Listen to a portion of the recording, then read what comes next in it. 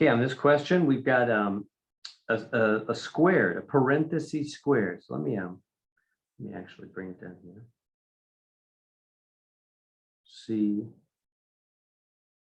minus 5/7 squared bigger equals 9/16. Okay, so the question is, how do we solving parentheses squared is what we're looking at. So I'll say with c squared, or I'll just make it x with, well, okay, c squared and no c to the first power.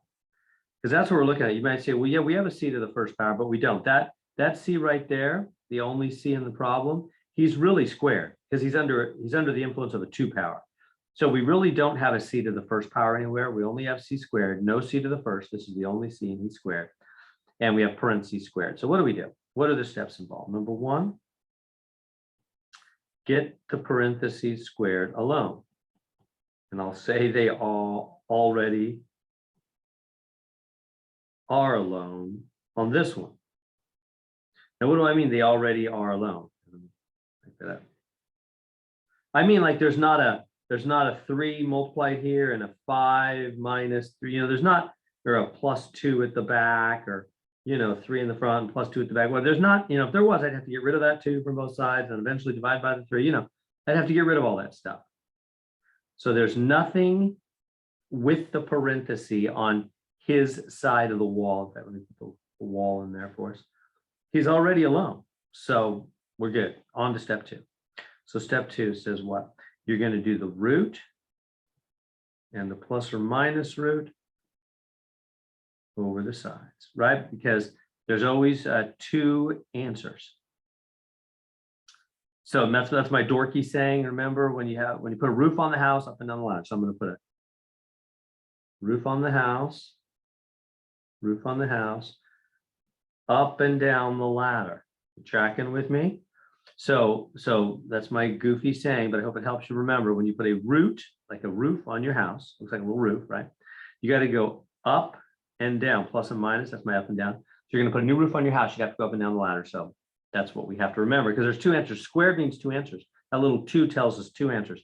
Then those cancel, don't they? Roots and 2 powers are opposites, like poison and an antidote. They eliminate each other. And then we bring this down. We don't even need the parentheses anymore because we got rid of the 2 power, which was on the parentheses. We don't even need the parentheses. You just drop the whole parentheses. Now, let's write that over here. Drop the parentheses squared. It just cancels out. Okay, and what happens on the other side? Now, look at this. We have the square root of 9/16. Well, we can do the square root.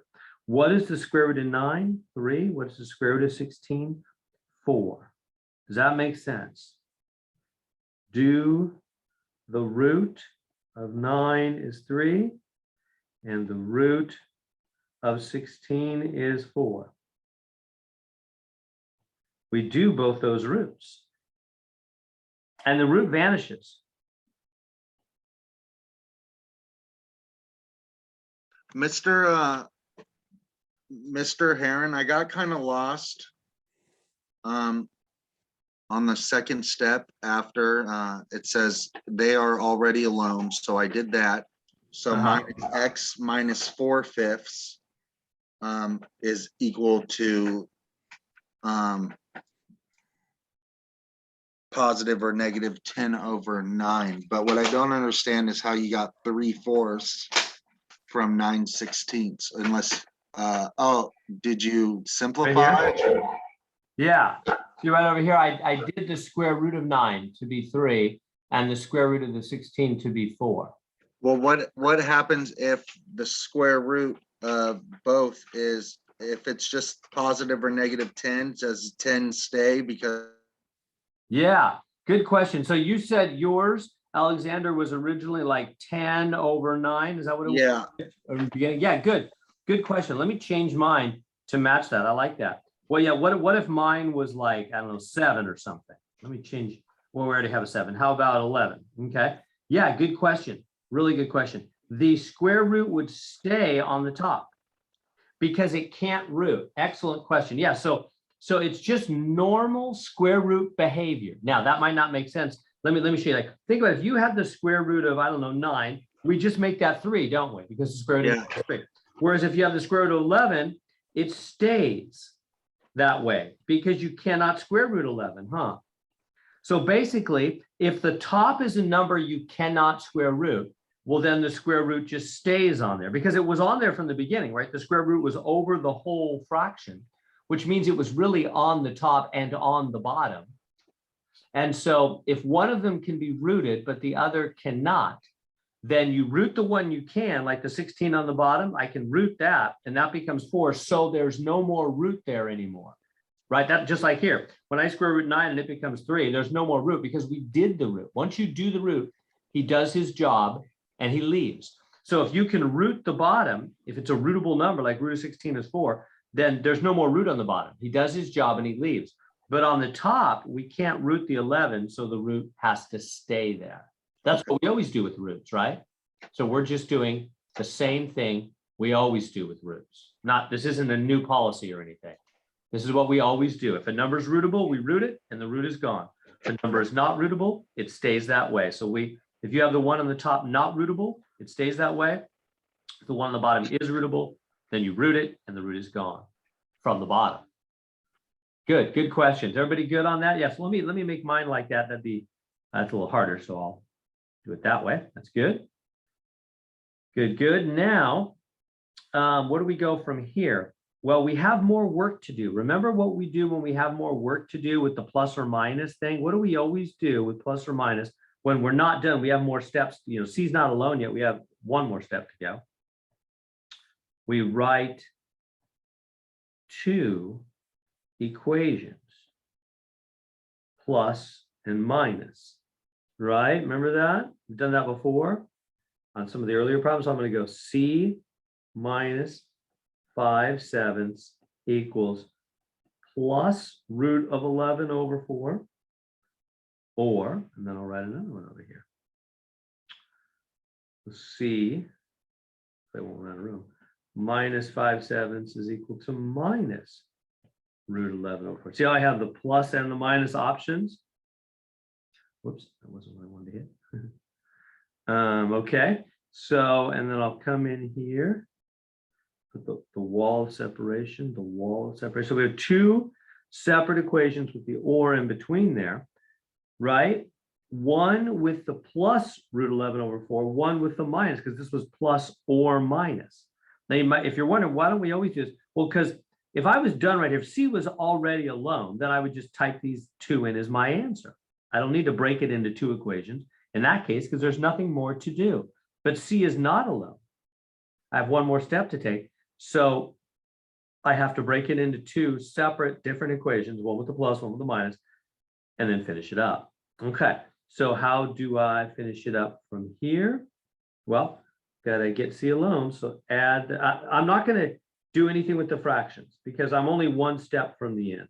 So I'm just gonna add the 5/7. C is alone, it equals 5/7 plus root 11 over 4, and then the other one is going to be pretty much the same thing. Add 5/7, add 5/7 to both sides, boom, boom. C equals 5/7 minus root 11 over 4. So there's the 2 answers. Now, is that how they want you to type it in? I believe so. Let me check real quick on what they did on this one. Yeah, that's exactly what they want you to do. They want you to type that in. And let me see if I can 3, 7, 1, 2, 3, 5. Let me check real quick.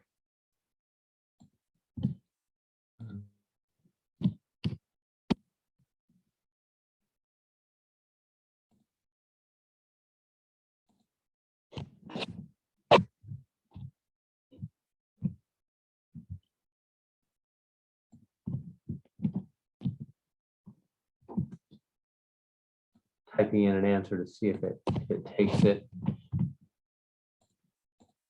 Oh, wait a minute. Typed it wrong. Okay, so let's see. It'll take that. Yeah, good, okay.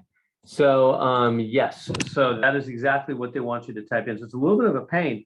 So the answer, let me write it here. So then the answer that they want you to type in is basically both those with a comma in between. So you type in that whole thing, 5/7 plus root 11/4, comma, and then the other one, 5/7 minus root 11/4. Just type it in just like that. A bit of a pain. I know. And they might take decimals. I don't know. But I know for sure they'll take it the way I just wrote it out. So you can just type it in just like that. So what do we do? What do we do? So step number one. On mine, Mr. Heron, the square root covers the whole fraction.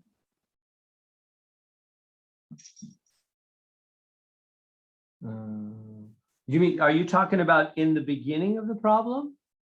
No, when I'm trying to type it in. Right, you have to, yeah, okay, let me show you how to type it in. I'll share my screen. That's a good question. So here we go. All right, so you're seeing mine. Okay, so I can click and see the answer right here. I'm going to type it in just like that. Watch me do it. I'll click on here and I'll hit the fraction button. 5, go to the bottom 6. All right, let me see what it's minus. Okay, so then I go minus, and then I hit the fraction button, and I go 2. Well, in fact, I'm going to do it a little different. I'm going to make it root 12. Okay, I'm going to make it root 12. So I'm going to come up here. I'm going to go square root 12, but then you have to hit the down arrow or click. Yeah, you got to click, because if you keep typing right now, you're right. The square root keeps going like that. You don't want that. You have to click outside of the square root. And that goes from the beginning to, yeah, if you hit the square root first, yeah, let me help. You hit square root and then you do fraction. Yeah, it's going to put the whole thing in there. You don't want that. So first hit the fraction button. First hit the fraction, then hit the square root on the top, and then click out of it to the bottom. Is that making sense? So first hit the fraction. You got to click outside of that square root, right? So if you, everybody seeing that? So don't first click the square root, because yeah, then everything after that will be under the square root. First click the fraction, then click the square root on the top, and the square root will be just on the top, like that. All right, I'll go back to the iPad here. Other questions I can answer on this one?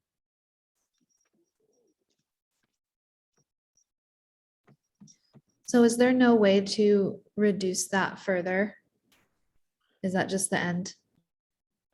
You can make it a decimal. They might take it as a decimal, but yeah, that's the end. Mr. Heron, can I share my screen real quick? Because I'm still not getting it. It's saying syntax incomplete still.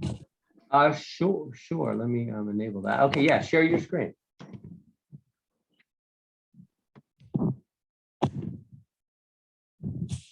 So this is what I'm getting. See if I. Yeah, you gotta click on that. So I click. No, don't raise that. Okay, So hit the screen 10 at the top. No. over. Oh, okay. Okay, so you got to go to the top. Go back up to the top. Back up. No, back up. Get rid of that 10 on the top. Go back up. Hit square root now. Hit the square root key down here, and then type 10. Oh, okay. I see. Okay.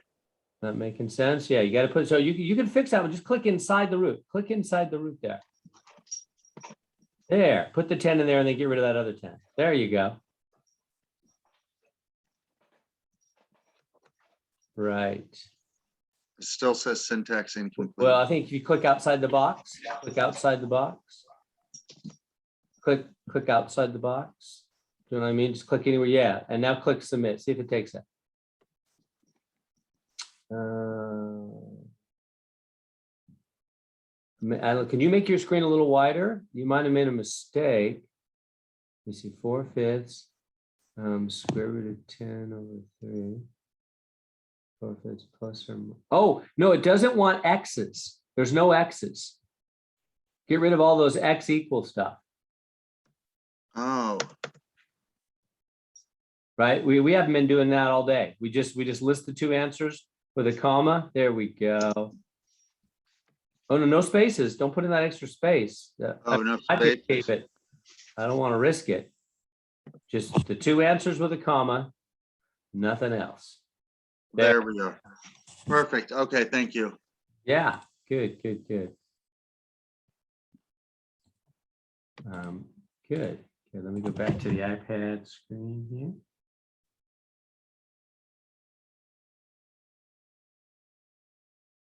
Is that good? Other questions on this one? We all getting this one? Two answers that way? All right, there we go.